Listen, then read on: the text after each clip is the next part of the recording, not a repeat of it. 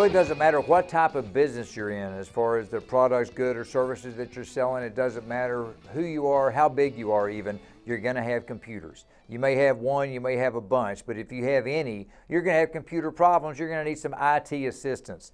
All the big boys are able to have in-house people to take care of them, but since everybody needs it, it's nice to know that there's companies out there who are dedicated to take care of businesses of all sizes. That's where we are today here on All In. The name of the company we'll be chatting with is Green Shield Technology. Mr. Green Shield himself, Josue Nolasco, our guest on All In. Josue, very nice to see you. How are you?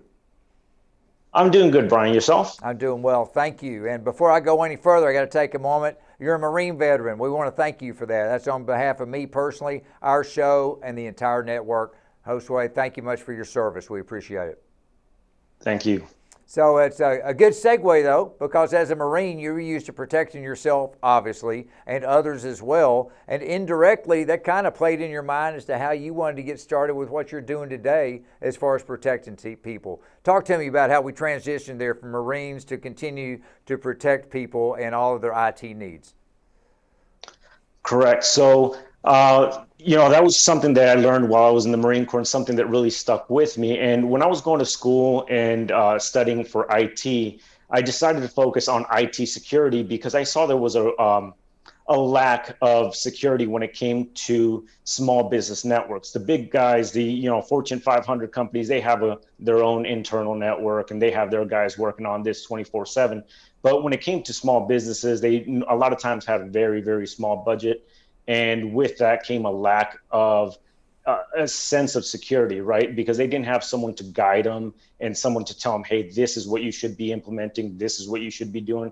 And these are the steps that you need to take in order to protect yourself. So that was very important for me to be able to not just help set up their network to be able to do that, but also to teach them the tools and the skill sets that they would need to continue protecting themselves from all the threats that are out there. That a lot of people just don't really know about. You know, those threats seem to pop up daily, and one of the big misconceptions out there, let me ask you, I understand the big companies need to look out because they have a lot of information the bad guys are going to want to get, but honestly, do hackers go after small businesses too? They do, and it's a very, very big misconception. And a lot of times when I speak to small business owners, they tend to think that because they're small, nobody's going to want to come after them. But the reality is quite the opposite. See, you don't hear about the small businesses being hacked because it's not newsworthy a lot of times. When a big corporation, you have the big box stores, one of those gets hacked and everybody knows about it. It's all over the news. But when a smaller business does, nobody really covers that. And that's one of the reasons why. The other reason is that a lot of small businesses tend to try to sweep those things under the rug, where it's a lot more difficult for large organizations to do that. But here's the thing. If you put yourself in the mindset of a hacker, it's not difficult to kind of see the big picture and say, yeah, the big companies, they're really big targets, and that's going to also make it more complicated for them to hack into that, right? There's a lot of security that goes into those networks, and being able to get your way in there and get the information that you want is going to be very time consuming, very difficult. And even though there might be a big payoff, there's also very, very big risk behind that. And on the opposite side, you have small businesses that, like I said before, a lot of times they don't have a very secure environment. They just weren't set up that way to begin with. So instead of spending months or years trying to hack into a big organization, they can come after the small business and know that they'll get into that network within a matter of, if not days, sometimes even hours. And because of that, they'll be able to, get profit from that a lot quicker. And a lot of times small organizations don't know the value of the data that they have until it's too late, unfortunately.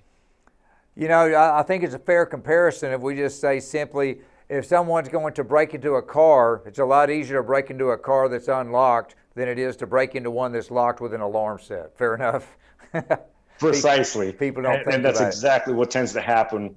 So it's your job to help people get those alarms set. And let's be honest, as more and more businesses, especially in the world these days with everything going on, as more and more businesses go online, well, that just opens them up even more. Is that fair enough that every day that we're going to this pandemic thing, the risk increase even more so? Has that impacted your business?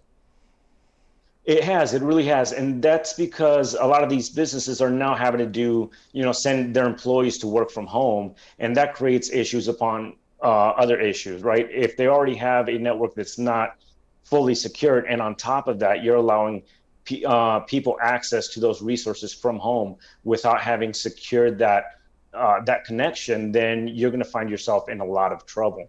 And as I mentioned earlier, when a hacker goes after a small company, a lot of times they're not coming after your bank account, they're coming after your data, because that's worth a lot more than people really think that it is.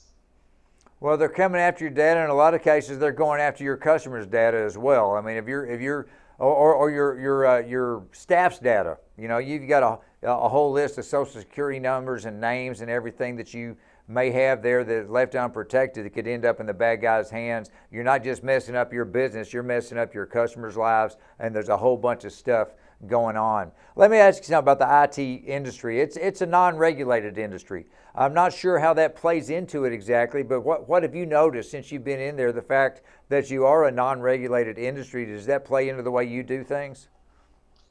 It does, and unfortunately that causes a lot of issues. So look, you can go and get yourself a haircut, and your barber or your stylist, they're going to have a license, right? So you know that they're licensed to do what they do. But worst case scenario, if they weren't, you walk out with a bad haircut and it affects you and only you.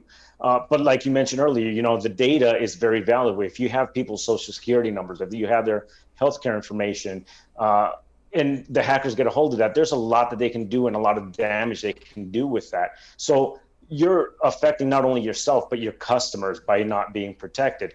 And one of the problems that we have in this industry is the IT industry, as you mentioned, it just is not regulated. So it makes it very difficult for someone to know, hey, is this going to be a good company for me to work with? Is this a good technician for me to work with? And should I trust my data and my organization to them?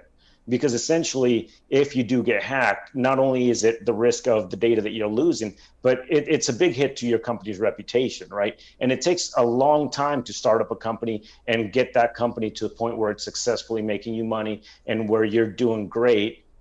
And it can only take a day to lose all of that if you get hacked. So it's very important to find a good company, and not with it being a non-regulated field, it is very difficult for people to do that. My suggestion a lot of times is, look, when you go and you look for a company, whether it's us, whether it's a bigger MSP, it doesn't matter. When you go look for an IT service provider, it's very important that you go out there and don't go price shopping.